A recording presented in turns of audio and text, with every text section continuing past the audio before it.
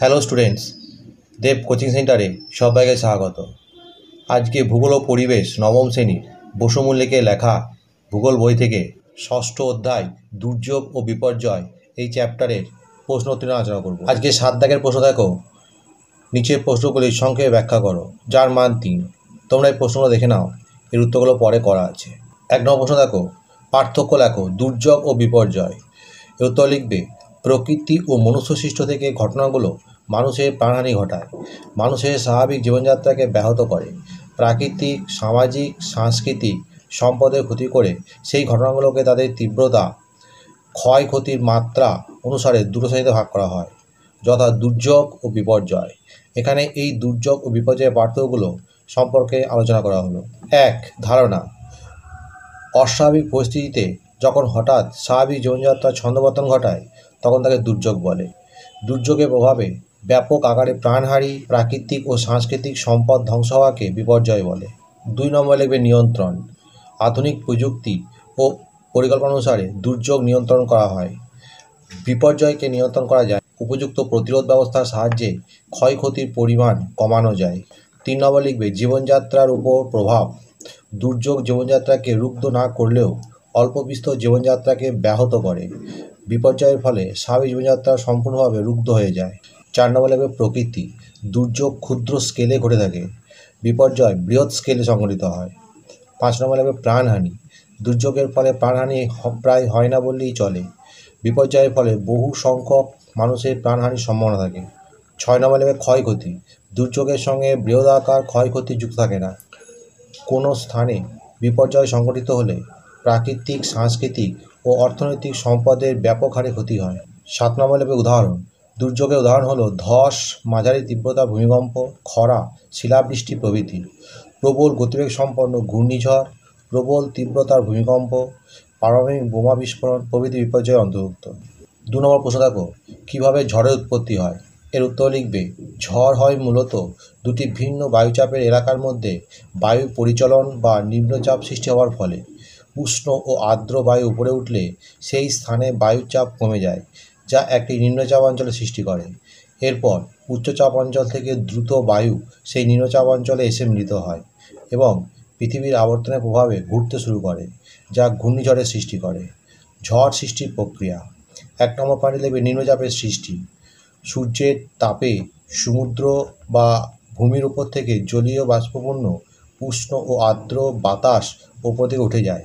এর ফলে সেই স্থানে বায়ুর চাপ কমে গিয়ে একটি নিম্নচাপ অঞ্চলের সৃষ্টি হয়। 2 নম্বর লিখবে উচ্চচাপ থেকে বায়ু প্রবাহ।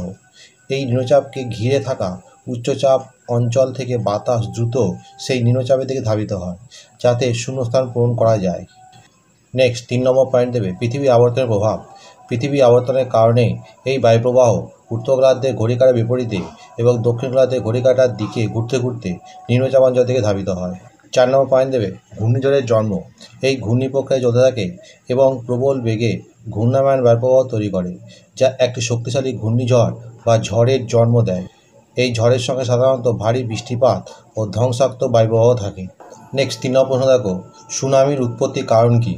এর উত্তরের পয়েন্টের উৎপত্তির কারণ, সমুদ্রের নিচে একটি মহাসাগরীয় পাত বা প্লেট পরস্পরের কাছাকাছি এলে গভীর সমুদ্রের তলদেশে যে তীব্র আঘাত লাগে তার ফলে দীর্ঘ তরঙ্গ সৃষ্টি হয়।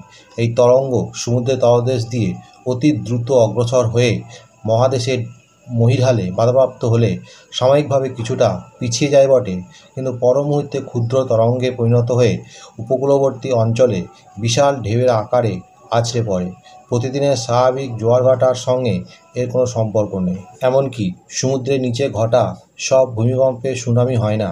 জলরাশির নিচে ঊর্ধ্বমুখী ধাক্কা লাগলে তবে সুনামি উৎপত্তি হয়। ভারত মহাসাগর সন্নিহিত অঞ্চল ও বঙ্গোপসাগর উপকূলে 2004 সালে 26 ডিসেম্বর ভয়াবহ সুনামি আছড়ে পড়েছিল। নেক্সট প্রশ্ন দেখো, দাবানল কীভাবে সৃষ্টি হয়। এর উত্তর লিখবে, দাবানল মূলত দুটি কারণে সৃষ্টি হয়।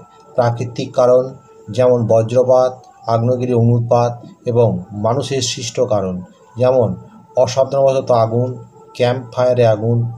শুষ্ক ও দাহ্য পরিবেশে সামান্য অগ্নিস্ফুলিঙ্গ দ্রুত ছড়িয়ে পড়ে দাবানলের সৃষ্টি করে, যা পরে শক্তিশালী বাতাস ও উত্তাপের সাথে মিলে বনের গাছপালা ও ঝোপঝাড়কে গ্রাস করে।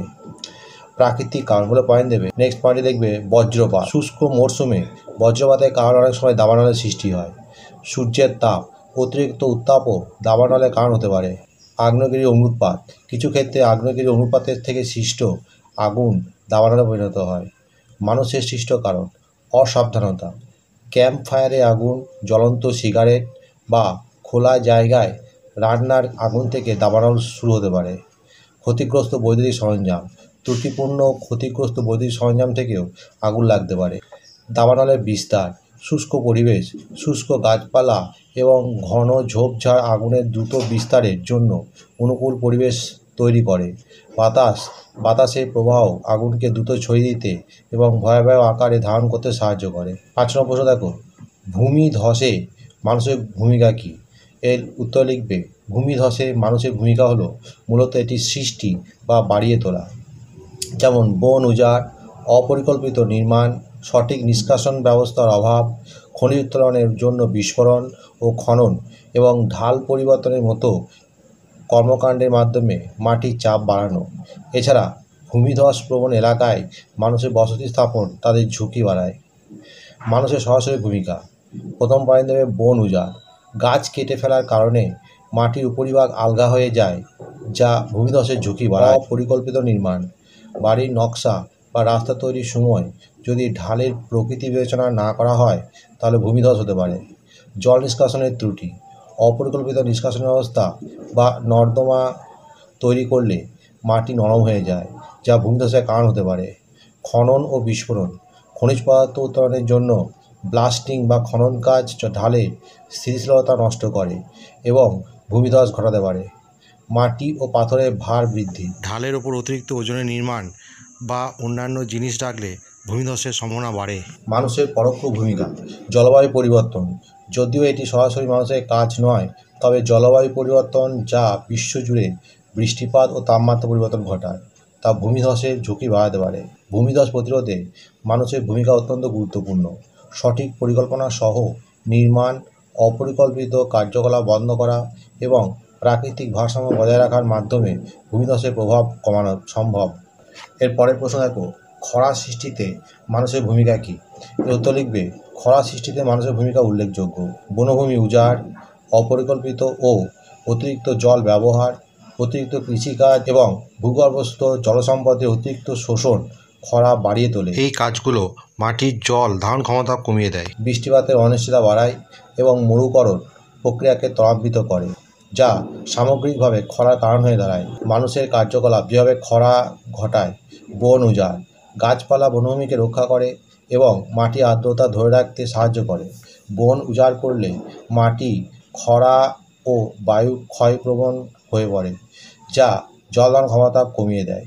অতিরিক্ত জল ব্যবহার, স্বাভাবিক বৃষ্টিপাতের সময় অতিরিক্ত জল ব্যবহার করলে খরার সময় জলের অভাব দেখা দেয়। নদীর জল বা ভূগর্ভস্থ জল অতিরিক্ত ব্যবহার করলে জলের ঘাটতি বাড়ে।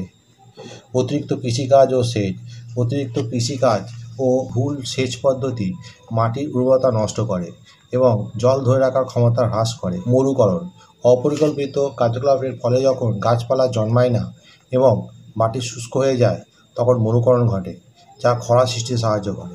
জল সম্পদের শোষণ, মানুষের বিভিন্ন কর্মকাণ্ডে ভূগর্ভস্থ ও ভূপৃষ্ঠস্থ জল সম্পদের অতিরিক্ত ব্যবহারের কারণে জলের অভাব দেখা দেয়, যা খরা পরিস্থিতির সৃষ্টি করে।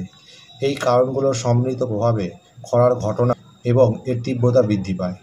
নেক্সট প্রশ্ন দেখো, পরিবেশের উপর খরার প্রভাব কী?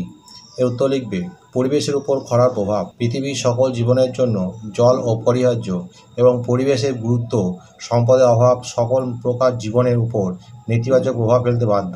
খরার পরিবেশগত প্রভাবগুলি হলো জলাভূমি শুকিয়ে যাওয়া, জলের ঘাটতির ফলে জলাভূমির আবাসস্থল শুকিয়ে যেতে পারে।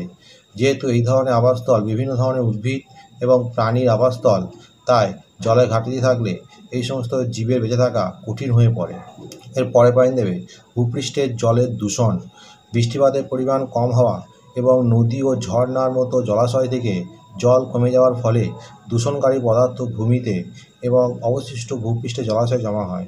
যেহেতু বৃষ্টিপাত ও প্রবাহিত জলাশয় সাধারণ জমি নিষ্কাশনের মাধ্যমে দূষণকারী পদার্থ বহন করে, তাই এই ধরনের জল সম্পদের অভাব মাটি এবং অবশিষ্ট জল সম্পদকে দূষণকারী পদার্থ দ্বারা দূষিত করে। নেক্সট পয়েন্ট দেবে, উদ্ভিদের স্বাস্থ্যের উপর বিরূপ প্রভাব পড়ে। খরার কারণে সর্বদা উদ্ভিদের জীবনহানি ঘটে।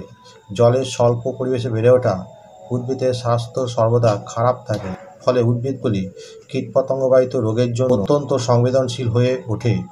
ফলস্বরূপ খরা প্রবণ অঞ্চলে বিশাল এলাকা প্রায় তাদের গাছপালা আবরণ হারায়। ধুলো ঝড় সাধারণ হয়ে ওঠে। জলাভাবে মাটি শুকিয়ে যায় এবং বাতাসের ক্ষয়ের জন্য সংবেদনশীল হয়ে পড়ে। অতএব খরা প্রায় ধুলো ঝড়ের সৃষ্টি করে, যা উদ্ভিদ জীবন এবং মানব স্বাস্থ্য সহ পরিবেশের উপর নেতিবাচক প্রভাব ফেলে। এর পরে পয়েন্ট দেবে, জীববৈচিত্র্যের ক্ষতি।